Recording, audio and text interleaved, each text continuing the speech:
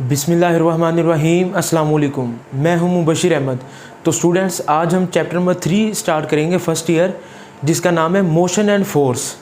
ठीक है, तो ये चैप्टर देखा जाए तो वैसे तो बड़ा अहमियत का हामिल है, क्योंकि इसमें हम मोशन को स्टडी करेंगे। और इसमें आपको बताता चलूँ कि हम ज़्यादातर वन डायमेंशनल मोशन को स्टडी करेंगे। चैप्टर के आखिर में 2 डायमेंशनल मोशन का भी जिक्र होगा, लेकिन मोशन को अगर आप स्टडी कर जाते हैं तो इसका मतलब आपके बहुत सारे प्रॉब्लम हल हो जाएंगे। तो आइए स्टार्ट करते हैं chapter number 3 motion and force. तो सबसे पहले तो बच्चे जो शुरू के इंट्रोडक्शन में चैप्टर के अंदर लिखा है कि जो मोशन की ब्रांच होती है ना, उसको हम कहते हैं मैकेनिक्स। मैकेनिक्स की 2 शाखें हैं आगे, 2 ब्रांचेज हैं, एक है काइनामेटिक्स, एक है डायनामिक्स। छोटी क्लासों में भी आपने पढ़ा होगा।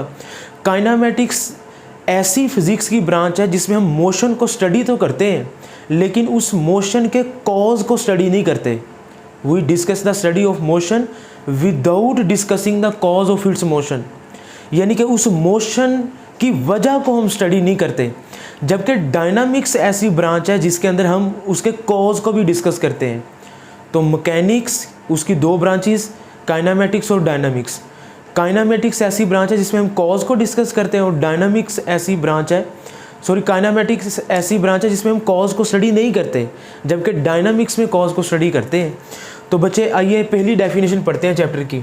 Rest, a body is said to be at rest. एक जिस्म रेस्ट की हालत में होगा। रेस्ट को हम कह सकते हैं ना सुकून। ठीक है, एक बॉडी रेस्ट की हालत में होगा with respect to an observer. Observer कहते हैं मुशाहिदा करने वाला, यानी कि मैं हूँ, आप हैं, आप एक ऑब्जर्वर हैं। अगर एक body if it does not change its position, अब ये बड़ा इंपॉर्टेंट पॉइंट है, इसको ज़रा हाईलाइट कीजिएगा। Does not change its position, अगर वो बॉडी अपनी हालत जगह तब्दील ना करे विद रिस्पेक्ट टू ऑब्जर्वर या with respect to its surrounding. बच्चे ज़रा इसका उर्दू में मतलब समझे। एक जिस्म रेस्ट की हालत में होगा अगर कोई बॉडी अपने इर्द गिर्द के लिहाज से, सराउंडिंग के लिहाज से, या किसी दूसरे बंदे जिसको हम ऑब्जर्वर कहते हैं, अगर कोई बॉडी किसी ऑब्जर्वर के लिहाज से अपनी पोजीशन चेंज ना करे, यानी कि जिस टाइम इस वक्त मैं आपके सामने खड़ा हूँ, मैं अपनी पोजीशन चेंज नहीं कर रहा, तो मैं रेस्ट की हालत में हूँ। ठीक है, अब मोशन किसे कहते हैं? A body is in state of motion. एक बॉडी, मोशन का मतलब क्या हम समझते हैं? मोशन मीन हरकत, रेस्ट का मतलब है सुकून, और मोशन किसे कहते हैं? अगर कोई बॉडी हरकत की हालत में हो। A body is said to be in state of motion. एक बॉडी मोशन की हालत में होगा कब? With respect to an observer, किसी ऑब्जर्वर के लिहाज से। If it change its position, ऊपर क्या था? Does not change its position, सिर्फ एक लफ्ज़ का फ़र्क है।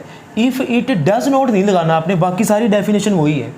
यानी कि सादा लफ्ज़ों में, अगर कोई बॉडी किसी ऑब्जर्वर के लिहाज से अपनी पोजीशन चेंज ना करे तो वो रेस्ट की हालत में है, और अगर कोई पोजीशन चेंज कर ले तो वो मोशन की हालत में है। ठीक है, याद रखेंगे बच्चे, ये जो रेस्ट एंड मोशन है ना, ये रिलेटिव टर्म है। Not rest and motion is a relative. अब रिलेटिव किसे कहते हैं? आपकी बुक में एग्जाम्पल कुछ कोट की हुई है बस वाली। मिसाल के तौर पर 2 पैसेंजर हैं, 2 मुसाफिर हैं, एक बस के अंदर जा रहे हैं या एक ट्रेन के अंदर जा रहे हैं। ठीक है, एक मुसाफिर के लिहाज से जो ट्रेन के अंदर बैठा हुआ मुसाफिर है वो रेस्ट की हालत में है, जबकि एक बंदा ट्रेन के बाहर खड़ा हुआ है। उसे क्या लगेगा कि वही बंदा जो आपके लिहाज से तो रेस्ट में है, लेकिन जो ट्रेन से बाहर बंदा खड़ा है ना, उसको लगेगा कि वो मोशन की हालत में है। अब बंदा एक ही है, किसी के लिहाज से वो रेस्ट की हालत में है और किसी के लिहाज से वो मोशन की हालत में है। तो हम कह सकते हैं कि motion and rest is a relative term. It all depends upon the state of observer, कि रेस्ट और मोशन किसके ऊपर डिपेंड करती है? ऑब्जर्वर की हालत में, कि मुशाहिदा करने वाला आया ट्रेन के अंदर बैठा है या ट्रेन से बाहर है, वो देख किस सेंस से रहा है। तो ये आपने MCQs याद रखना है, rest and motion is a relative. Next चलते हैं जी, डिस्टेंस एंड डिस्प्लेसमेंट। इसमें क्या फ़र्क है बेटा? कोई भी बॉडी जो टोटल फासला तय करता है ना, उसको डिस्टेंस कहते हैं। Length of a path followed by a body, यानी कि टोटल जो फासला किसी जिस्म ने तय किया है, टोटल रास्ता जो उसने फॉलो किया है, without any particular direction, without, बच्चे याद रखें डिस्टेंस में डायरेक्शन का जिक्र नहीं होता, विदाउट एनी पार्टिकुलर डायरेक्शन, उसकी कोई ख़ास डायरेक्शन नहीं है, तो उसने जो टोटल फासला तय किया ना किसी बॉडी ने वो उसका डिस्टेंस है। अच्छा, इसी के लिहाज से आप डिस्प्लेसमेंट को देखें तो change in position from its initial position to the final position, यानी कि इनिशियल पोजीशन से फाइनल पोजीशन तक जो चेंज आया है ना उसको डिस्प्लेसमेंट कहते हैं। इसकी ज़्यादा ये भी डेफिनेशन आपकी बुक में लिखी हुई है, लेकिन ज़्यादा अच्छी डेफिनेशन ये भी है, मैंने नीचे अलग लिखी है कि डिस्प्लेसमेंट क्या होता है, shortest distance, shortest directed distance between two position. सादा लफ्ज़ों में एक बॉडी जो टोटल एक ए से बी तक जाने के दो रास्ते हैं, ठीक है, आप ऊपर से घूम के आए तो इसको कहेंगे डिस्टेंस। अगर आप शॉर्टेस्ट पाथ को फॉलो करते हैं उसको डिस्प्लेसमेंट कहते हैं, यानी कि दो पॉइंट्स के दरमियान जो लंबा रास्ता होगा ना, टोटल लेंथ होगी उसको डिस्टेंस, और जो शॉर्टेस्ट पाथ होगा उसको डिस्प्लेसमेंट कहते हैं। तो आप ये भी डेफिनेशन लिख सकते हैं डिस्प्लेसमेंट की कि इनिशियल पोजीशन से फाइनल पोजीशन तक का जो फासला है वो डिस्प्लेसमेंट। ये भी डेफिनेशन लिख सकते हैं कि ये जो डिस्प्लेसमेंट है ना ये शॉर्टेस्ट डिस्टेंस है, शॉर्टेस्ट बिटवीन टू पोजीशंस, दो पोजीशन के दरमियान। वो पोजीशन कौन सी है, इनिशियल पोजीशन और फाइनल पोजीशन, ठीक है। अच्छा बच्चे ये याद रखिएगा, डिस्टेंस मैंने क्या बताया, नंबर 2 याद रखें, how much you have travelled. कभी भी आपको कहा जाए ना कि डिस्टेंस फाइंड आउट करें, कोई MCQ आ जाए या वैसे, जितना आपने टोटल फासला तय किया वो आपका डिस्टेंस है। डिस्प्लेसमेंट क्या होगा, how far you are from starting point, कि आप इनिशियल पॉइंट से कितना दूर हैं। अब ये दोनों बातें बड़ी अहम हैं, आपके एंट्री टेस्ट के लिहाज से भी बड़ी अहम है, MCQs के लिहाज से ये दोनों बातें बड़ी अहम है। यानी कि आपने जो टोटल जितना फासला तय किया वो डिस्टेंस है, और आप इनिशियल पॉइंट से कितना दूर हैं वो डिस्प्लेसमेंट है। इनिशियल पॉइंट से कितना दूर है वो डिस्प्लेसमेंट है। तो बच्चे याद रखिएगा डिस्टेंस का सिंबल क्या है, S, डिस्टेंस को S से ज़ाहिर करते हैं और डिस्प्लेसमेंट को D से। इसके ऊपर एरो भी डालेंगे, बताता हूँ अभी क्यों। डिस्टेंस एक स्केलर क्वांटिटी है और डिस्प्लेसमेंट एक वेक्टर क्वांटिटी है। डिस्टेंस का फार्मूला होगा S = V × T, और डिस्प्लेसमेंट का फार्मूला होगा D = V × T। अब आप गौर करें कि इधर आपने एरो नहीं डालने, ये V स्पीड को जाहिर कर रहा है और इधर V वेलोसिटी को जाहिर कर रहा है। किसी किताबों में D को उसने एरो नहीं लगाया लेकिन बोल्ड लिखा हुआ है, थोड़ा सा मोटा करके लिखा है, लेकिन वो भी वेक्टर का साइन ही है। तो डिस्टेंस स्केलर है, डिस्प्लेसमेंट वेक्टर है। इसको S से ज़ाहिर करते हैं, इसको D से, लेकिन D के ऊपर एरो आपने लाजमी लगाना है। इसका फार्मूला क्या है, S = VT, और इसका फार्मूला क्या है, D = V × T। इधर V स्पीड को जाहिर कर रहा है और इधर V वेलोसिटी को। ये इससे नेक्स्ट टॉपिक हमारा स्पीड और वेलोसिटी ही है। ये तो आ गया डिस्टेंस और डिस्प्लेसमेंट में डिफरेंस। लेकिन बच्चे याद रखिएगा कि डिस्टेंस और डिस्प्लेसमेंट का SI यूनिट सेम होता है, मीटर। डिस्टेंस का यूनिट भी मीटर है, डिस्प्लेसमेंट का SI यूनिट भी मीटर है। इसीलिए मैंने इसको अलग लिखा है, क्योंकि दोनों का यूनिट अगर सेम होगा फिर वो डिफरेंस नहीं होगा, वो तो फिर सिमिलैरिटी आ गई ना। तो ये सारे MCQs के लिहाज से आपने बातें याद रखनी है। ये दूसरी डेफिनेशन अब मैंने आपको पढ़ा दी है डिस्प्लेसमेंट की, कि इनिशियल पोजीशन से फाइनल पोजीशन या शॉर्टेस्ट, कोई भी आप लिख लें, दो पॉइंट्स के दरमियान जो मुख्तसर फासला है। दूसरा पॉइंट क्या है, when a body moves along a straight path, अगर एक बॉडी सीधे रास्ते पे सीधी लाइन पर चले, द डिस्प्लेसमेंट कोइंसाइड। बच्चे कोइंसाइड का मतलब होता है मिलना, कि जब एक बॉडी स्ट्रेट लाइन में मूव करना शुरू कर दे ना तो डिस्प्लेसमेंट और डिस्टेंस आपस में मिल जाते हैं, मतलब सेम हो जाते हैं। तो ये एक ख़ास कंडीशन है कि जब डिस्टेंस और डिस्प्लेसमेंट इक्वल होते हैं। इक्वल कब होंगे, जब बॉडी स्ट्रेट लाइन में मूव करेगा। बस अभी मैं ग्राफ में समझाता भी हूँ। तो आइए इसका ग्राफ देखते हैं बच्चे। ये एक्स एक्सिस है, ये वाई एक्सिस है। तो ज़रा तवज्जो करें। तो जी बेटा ज़रा इसका ग्राफ देखें, एक्स एक्सिस और वाई एक्सिस। इस ओ को हम कहते हैं ओरिजिन। ये एक पॉइंट है ए, इसको मैं पॉइंट ए का नाम देता हूँ। ओरिजिन से लेके ओरिजिन से लेके पॉइंट ए तक का जो पोजीशन होगी ना, इसको हम पोजीशन वेक्टर किससे ज़ाहिर करेंगे, आर से। इसको मैं कह देता हूँ R1, एरो लाजमी डालना है, पोजीशन वेक्टर है। टेक्स्ट बुक के अंदर इसको बोल्ड किया होगा, कोई इशू नहीं है। और ये है पॉइंट बी, ओरिजिन से लेके पॉइंट बी तक का फासला, इसको हम कहेंगे R2 पोजीशन वेक्टर। ये point A, point B, origin से आपने फासला लेना है। ये R1 है, ये R2 है, दो वेक्टर बना दिए मैंने। अच्छा, अब मैंने क्या निकालना है, डिस्टेंस या डिस्प्लेसमेंट। देखें, अगर तो ये वाला पाथ बॉडी फॉलो करेगा ना, ए बी और ये सी है, ये जो टेढ़ा मेढ़ा पाथ है इसको तो हम कहेंगे डिस्टेंस है ये। लेकिन मैंने अगर ए और बी का डिस्प्लेसमेंट निकालना है, डेफिनेशन क्या थी डिस्टेंस की, length of a path followed, जो उस रास्ते की जो टोटल लेंथ है ना ए से बी तक, यहाँ से लेके यहाँ तक, उसको कहते हैं डिस्टेंस। लेकिन डिस्प्लेसमेंट क्या था, शॉर्टेस्ट डायरेक्टेड डिस्टेंस ए से बी तक, ये मैं एरो बना देता हूँ, तो दिस इज़ कॉल्ड डिस्प्लेसमेंट। तो बच्चे ज़रा नोट करें कि ये हमारे पास according to head to tail rule, याद रखेंगे ये पॉइंट ए इनिशियल पॉइंट है और पॉइंट बी फाइनल पॉइंट है। जो डिस्प्लेसमेंट वेक्टर की जो टेल होगी ना, डिस्प्लेसमेंट वेक्टर की टेल, वो हमेशा इनिशियल पॉइंट पे होगी, और डिस्प्लेसमेंट वेक्टर का जो हेड होगा वो हमेशा फाइनल पॉइंट पे होगा। तो ये फाइनल पोजीशन है बी पॉइंट, और ए पॉइंट क्या है, इनिशियल। तो डिस्प्लेसमेंट वेक्टर की टेल कहाँ पे होगी, इनिशियल पोजीशन पे, और हेड कहाँ पे होगा, फाइनल पोजीशन पे। ठीक है, तो अब बच्चे according to head to tail rule लगाएं। ये first vector R1 plus R1, दूसरा वेक्टर क्या है, डिस्प्लेसमेंट। ऐसे ही होगा ना कि दूसरे वेक्टर की टेल पहले वेक्टर के हेड के साथ मिल रही है, फर्स्ट वेक्टर सेकंड वेक्टर, और ये R2 उनका रिजल्टेंट वेक्टर हो जाएगा। याद है ना कि रिजल्टेंट वेक्टर की टेल पहले वेक्टर की टेल के साथ और हेड आखिरी वेक्टर के हेड के साथ, तो ए वेक्टर बी और ये इनका रिजल्टेंट बनेगा, दिस इज कॉल्ड R2। तो बच्चे डिस्प्लेसमेंट किसके इक्वल आ जाएगा बताएं, तो डिस्प्लेसमेंट का फार्मूला आ जाएगा प्लस R1 उधर जाके माइनस R2 माइनस R1। तो ये डिस्प्लेसमेंट का आप लोग फार्मूला नोट कर लें, D is equal to R2 minus R1। तो ये फाइनल पोजीशन R2 कौन सी थी, फाइनल पोजीशन माइनस इनिशियल। याद रखें, जब भी डिस्प्लेसमेंट आपने निकालना है फाइनल माइनस इनिशियल करना है। ठीक है, तो ये हेड टू टेल रूल मैंने लगाया इधर, नोट करें। ये कुछ MCQs हैं बेटा, टॉपिक तो हमारा कंप्लीट हो गया।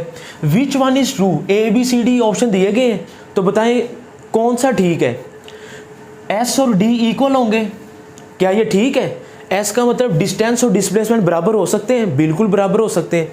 मैंने ये बताया तो है आपको कि जब बॉडी स्ट्रेट लाइन में मूव करे, ये आपकी बुक में एक और ग्राफ भी बना होगा, जब बॉडी स्ट्रेट लाइन में मूव करेगा ना तो इधर एक सीधी लाइन बनी होगी, तो डिस्टेंस और डिस्प्लेसमेंट बराबर हो सकते हैं। तो S और D बराबर कब होंगे, स्ट्रेट लाइन में। ये ऑप्शन भी ठीक है। तो ये देखें, डिस्टेंस कम हो सकता है डिस्प्लेसमेंट से, बेटा याद रखें ऐसा कभी भी नहीं हो सकता, डिस्टेंस कम कभी भी नहीं होगा, डिस्प्लेसमेंट ज़्यादा, कि इसका मतलब है कि डिस्टेंस कम है डिस्प्लेसमेंट ज़्यादा, ऐसा कभी भी नहीं हो सकता। डिस्टेंस हमेशा डिस्प्लेसमेंट से बड़ा ही होगा। अच्छा, तीसरा ऑप्शन क्या है, distance is greater than displacement, बिल्कुल ठीक। तो ऑप्शन ए और सी ठीक है, तो हम किसको ठीक करेंगे, बोथ ए एंड सी। तो इससे हमें सीखने को क्या मिला कि डिस्टेंस इज ऑलवेज इक्वल या ग्रेटर दैन डिस्प्लेसमेंट, कभी भी कम नहीं होगा, ये बात ध्यान में रखिएगा। अच्छा जी, एक सेमी सर्कल है, दूसरा MCQ देखते हैं, ए से बी, ये एक पूरे सर्कल का हाफ है, इसको हम कहते हैं सेमी सर्कल। तो ऑप्शन ये है कि आप डिस्टेंस और डिस्प्लेसमेंट की रेशो बताएं। तो ए से बी तक आपने जाना है, तो टोटल सर्कल कितना होता है बेटा, टोटल ए से पूरा अगर सर्कल हो तो कितना होगा, 2πr। तो अगर हाफ हो तो ये देखें ए से बी तक जो लेंथ ऑफ अ पाथ है, ये डिस्टेंस है s, तो टोटल सर्कल 2πr है। तो अगर हम हाफ करें तो कितना हो जाएगा, πr। तो s कितना आ जाएगा, s/d, s कितना आ जाएगा जी, 2πr, नहीं 2πr तो टोटल सर्कल का है ना, ये s आ जाएगा πr। हाफ सर्कल का जो डिस्टेंस है वो पाई आर है, जो पूरे का है वो 2 पाई आर है। अच्छा, ए से बी तक ये हमने किया डिस्टेंस, लेकिन डिस्प्लेसमेंट कैसे निकालेंगे? शॉर्टेस्ट, ए से बी तक डायरेक्ट जाएंगे यूं। तो ये सर्कल का सेंटर है, यहाँ तक का फासला रेडियस, ये भी रेडियस, तो r प्लस आर 2r। तो क्या लिखेंगे डिस्प्लेसमेंट को? 2r। r से r कट गया तो क्या रेशो आ जाएगी? π/2। तो याद रखें, जब डिस्प्लेसमेंट निकालना है तो शॉर्टेस्ट पाथ को फॉलो करना है, जब डिस्टेंस निकालना है तो ये लेंथ पूरे लंबे पाथ को फॉलो करना है। अच्छा जी, एक और MCQs है, ए बी सी। ए से बी तक कितना फासला? 4 मीटर, बी से सी तक 3 मीटर। तो कहता है जी इसका डिस्टेंस भी निकालें और डिस्प्लेसमेंट भी। अब डिस्टेंस कैसे निकालेंगे? क्या थी definition? Length of a path, total जो फासला है। तो वो क्या होगा बेटा? ए से बी तक 4 मीटर, फिर बी से सी 7, 4 × 7, 4 × 3 7, तो ये डिस्टेंस आ जाएगा 7 मीटर, 7 मीटर। टोटल आप जमा कर दें, ए बी सी, 4 × 3 7। लेकिन जब डिस्प्लेसमेंट निकालना तो क्या फ़र्क है? आपने शॉर्टेस्ट पाथ को फॉलो करना है। तो अब ये तो हो गया डिस्टेंस, डिस्प्लेसमेंट के लिए शॉर्टेस्ट पाथ ये हो जाएगा, ये आ गया डिस्प्लेसमेंट। तो बेटा ये एक ट्राइंगल नहीं बन जाएगी? ये आपके पास क्या आ जाएगा? हाइपोटेन्यूस, उसका स्क्वायर, बेस का स्क्वायर, और ये परपेंडिकुलर। तो आपने डिस्प्लेसमेंट को निकालना है, पैथागोरस थ्योरम लगा दें। पैथागोरियन थ्योरम आपने पढ़ा है ना, उसको पैथागोरस थ्योरम भी कहते हैं, ठीक है। तो अब डिस्प्लेसमेंट कैसे आएगा जी बताएं? हाइपोटेन्यूस का स्क्वायर किसके इक्वल होता है? बेस का स्क्वायर, 4 का स्क्वायर प्लस परपेंडिकुलर का स्क्वायर, ठीक है। इसका भी स्क्वायर होता है हाइपोटेन्यूस का स्क्वायर, लेकिन मैं स्क्वायर खत्म करूंगा तो क्या आ जाएगा? Under root. तो 4 का स्क्वायर कितना आ जाएगा? 16, 16 + 9 25, 25 का अंडर रूट क्या आ जाएगा? तो 5 मीटर हमारे पास क्या आ जाएगा जी? डिस्प्लेसमेंट। तो ये बच्चे आ जाएगा हमारे पास 5 मीटर। तो आपने देखा कि डिस्टेंस हमेशा ज़्यादा है 7 मीटर, डिस्प्लेसमेंट कम है। तो डिस्टेंस हमेशा ज़्यादा, डिस्प्लेसमेंट कम, तो ये बात तो हो ही नहीं ना सकती। नोट, ए बॉडी में cover distance without having displacement. क्या ऐसा हो सकता है कि एक बॉडी ने डिस्टेंस तो कवर किया हो लेकिन डिस्प्लेसमेंट कवर ना किया हो? बिल्कुल हो सकता है। किसी भी क्लोज पाथ की एग्जांपल ले लें, सर्कल है बच्चे, एक सर्कल है, ज़रा गौर करें कि ये सर्कल है, दिस इज़ पॉइंट ए। अब एक बॉडी घुमा के पॉइंट ए से घूमा है और ख़त्म भी उसने ए पे किया है, तो उसने डिस्टेंस कितना तय किया मुझे बताएं? 2πr। पॉइंट ए से शुरू किया, ए पे ही ख़त्म हो गया, 2πr उसने फासला तय किया। तो डिस्प्लेसमेंट कितना होगा? 0। उसकी मैग्नीट्यूड 0 होगी, ठीक है। नहीं तो नल वेक्टर तो लगाएंगे ना, लेकिन बहरहाल उसकी मैग्नीट्यूड 0 होगी डिस्प्लेसमेंट की, ठीक है। तो इसका मतलब किसी भी क्लोज पाथ में याद रखें, जब इनिशियल और ए से शुरू किया, ए पे ही ख़त्म किया, जब इनिशियल पोजीशन और फाइनल पोजीशन सेम हो तो उसका डिस्प्लेसमेंट हमेशा 0 होगा। तो आपने देखा कि एक बॉडी डिस्टेंस कवर कर रहा है लेकिन उसका डिस्प्लेसमेंट तो 0 है। तो ये थे कुछ चंद अहम MCQs। तो जी बेटा, डिस्प्लेसमेंट के लिहाज से कुछ अहम MCQs आपने याद रखने कि एक स्टार्टिंग पॉइंट है ना, फॉर एग्जांपल ये मेरे पास एक स्टार्टिंग पॉइंट है, ठीक है। जब भी आप अवे फ्रॉम स्टार्टिंग पॉइंट, जब भी आप स्टार्टिंग पॉइंट से अवे जाएंगे ना, दूर जाएंगे, तो आपका डिस्प्लेसमेंट हमेशा इंक्रीज करेगा। स्टार्टिंग पॉइंट से जब भी आप अवे जाएंगे, डिस्प्लेसमेंट क्या करेगा? इंक्रीज। डिक्रीज कब करेगा? Toward the starting point. अगर आप वापस आना शुरू कर दें, स्टार्टिंग पॉइंट की तरफ आना शुरू कर दें, तो आपका डिस्प्लेसमेंट कम होना शुरू हो जाएगा। और 0 कब होगा? At starting point. अगर आप इसी जगह पे खड़े हैं तो आपका डिस्प्लेसमेंट 0 है। पॉजिटिव कब होगा? Starting direction. अब यहाँ से आपने शुरू किया ना, इधर को जा रहे हैं, तो आपका डिस्प्लेसमेंट क्या होगा? पॉजिटिव। नेगेटिव कब होगा? Cross starting point. आप इधर को जा रहे हैं ना, तो आपका डिस्प्लेसमेंट पॉजिटिव, लेकिन जब आप वापस आ रहे हैं तो आप फिर स्टार्टिंग पॉइंट पे आ गए और आपने इसको क्रॉस करके, cross the starting point and move in the opposite direction, और आपने इधर को चलना शुरू कर दिया है, तो आपका डिस्प्लेसमेंट नेगेटिव है, ठीक है। तो ये चंद अहम MCQs याद रखिएगा। अपना बहुत सा ख्याल रखें। मुबशर अहमद को दें इजाज़त। अल्लाह हाफिज़।